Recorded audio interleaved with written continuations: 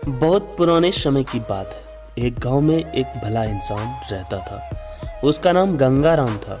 वह जरूरतमंदों की हमेशा मदद किया करता था। एक दिन अचानक गंगाराम का किसी कारणवश देहांत हो गया। गंगाराम के अर्थी को उसके परिवार के लोग शमशान लेकर जा रहे थे। तभी अचानक एक मोटे ताजे सेठ ने उस अर्थी का एक पैर पकड़ लिया और बोला कि मरने वाले इस गंगाराम से मैं 2 लाख रुपये कर्जा मांगता हूँ, इसलिए पहले मुझे मेरे पैसे दे दो, तभी मैं इसकी अर्थी को शमशान ले जाने दूंगा। अब तमाम लोग यह तमाशा देख रहे थे। तभी उनके तीनों बेटों ने कहा कि हम तुम्हारा कर्जा नहीं देंगे, पिताजी का कर्जा पिताजी जाने।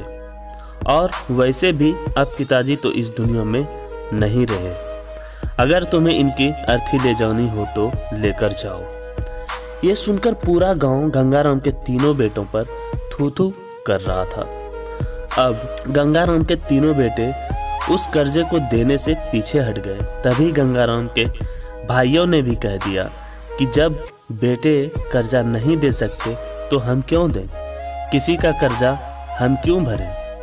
अब गंगाराम की अर्थी को वहां रुके हुए बहुत देर हो गई थी।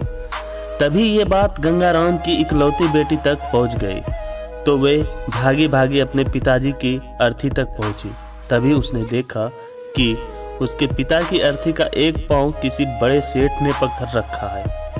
ये देखते ही उसने आंखों में आंसू लिए अपना सारा जेवर और जितने भी पैसे उसके पास थे वो उसे दे दिए और फिर उस सेठ के आगे हाथ जोड़ते हुए ये कहा कि सेठ, अगर ये सब जेवर बेचकर भी आपका कर्जा पूरा न हो पाए तो मैं खुद आपका सारा कर्ज चुकाऊंगी, मगर इस समय मेरे पिताजी की अंतिम यात्रा को मत रोको। तभी उस सेठ ने गंगाराम की अर्थी का पांव किसी और को पकड़ाकर उसकी बेटी के पास आकर बोला कि मुझे माफ कर दो बेटी।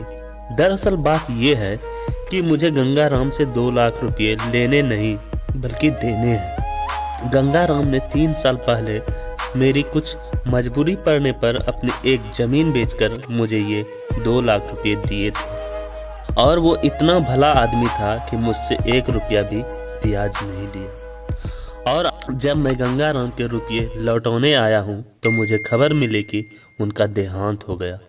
इसलिए मैं बड़ी सोच में पड़ गया था कि अब ये रुपये मैं